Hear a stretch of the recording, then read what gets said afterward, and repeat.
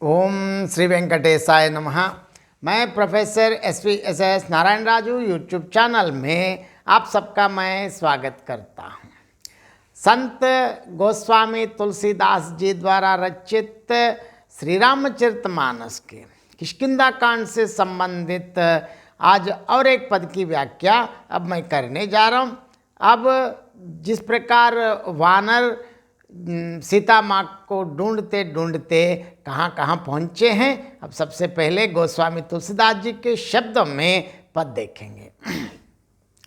कतह होई निसिचर सई भेठा, प्राण लेहि एक एक चपेटा, बहु प्रकार गिरि कानन है रही, कोव मुनि मिलई ताहि सब घेरही, लागी तृषा अतिशय अकुलाने, मिलई न जल घन गहन भुलाने, मन हनुमान कीन्ही अनुमाना, मरन चाहत सब बिनु जल पाना, चढ़ गिर शिकर चाहु दिस देखा, भूमि बिबर एक कौतुक पेखा, चक्रबाक बक हंस उड़ाही, बहुतक खग प्रबिसहि तेहि माही, गिरते उतरि पवन सुत आवा, सब कहूँ लई सोई बिबर दिखावा, आगे कई हनुमंत ही लीनहा, पैठे बिबर बिलुम्ब न कीनहा, दीक जाई उपवन बरसर विगसित, बहुकंज मंदिर एक रुचिर तह बैठ नारी तपपुंज। अब देखिए वानर जिस प्रकार सीता माँ को ढूंढते ढूंढते वक्त बीच में क्या क्या हो रहा है। कतहु होई निसिचर सै भेटा, प्राण लेहि एक एक चपेटा, बहु प्रकार गिरि कानन है रही, को मुनि मिलई ताहि सब गे रही। कहीं किसी राक्षस से भेंट हो जाती है तो एक एक चपत में ही उसके प्राण ले लेते, मतलब राक्षस संहार शुरू हो गए हैं। अब देखिए पर्वतों और वनों को बहुत प्रकार से खोज रहे हैं, अगर इस बीच में कोई मुनि मिल जाता है तो पता पूछने के लिए उसे सब घेर लेते हैं, क्योंकि सबको ये जानने की इच्छुक है कि सीता माँ का कुछ समाचार पता चले। लागी तृषा अतिशय अकुलाने, मिलई न जल घन गहन भुलाने, मन हनुमान कीन्ही अनुमाना, मरन चाहत सब बिन जल पाना। इतने में ही सबको अत्यंत प्यास लगी, जिससे सब अत्यंत ही व्याकुल हो गए हैं, परंतु जल कहीं नहीं मिला। घने जंगल में सब बुला गए हैं, अब कैसे क्या करें।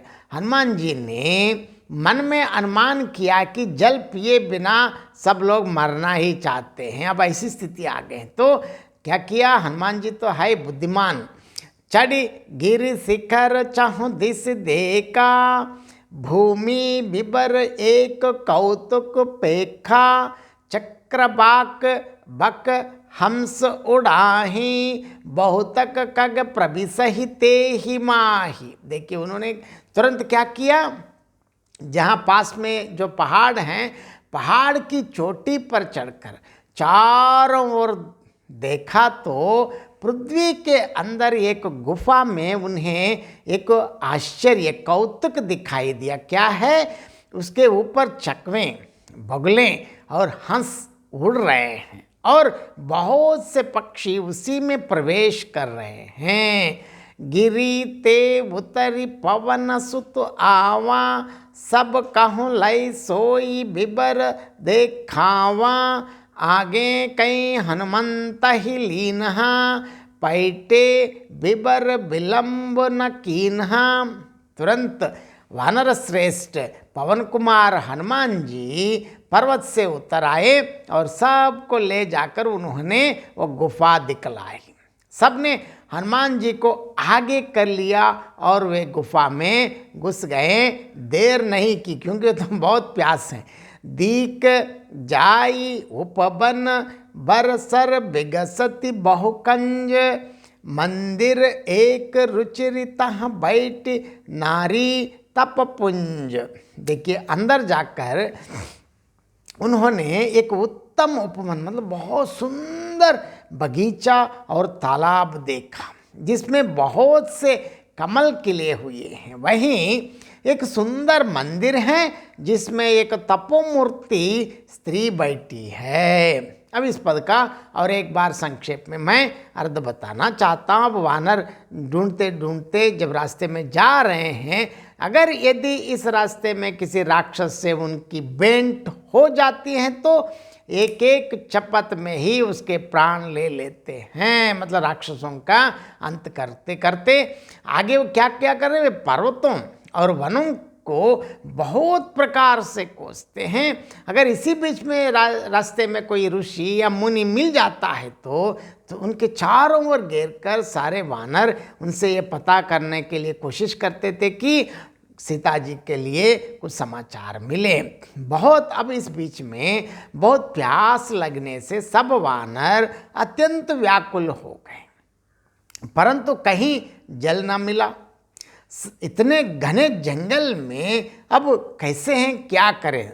तब हनुमान जी ने अपने मन में ऐसे अनुमान शंका लगा है कि जल पिए बिना सब वानर मरना ही चाहते हैं। लेकिन हनुमान तो बुद्धिमान है, बुद्धिमत्ता के प्रतीक हैं, इसीलिए उन्होंने क्या किया, पहाड़ के शिखर पर चढ़कर चारों ओर देखा तो एक जगह पृथ्वी के अंदर एक कोह में उन्हें एक आश्चर्य दिखाई पड़ा। उस गुफा में क्या हुआ, गुफा के ऊपर चकवे, बगुले और हंस उड़ रहे हैं और उसमें बहुत से पक्षी प्रवेश भी कर रहे हैं। इससे अनुमान लगाए कि वहाँ पानी होने की संभावना है।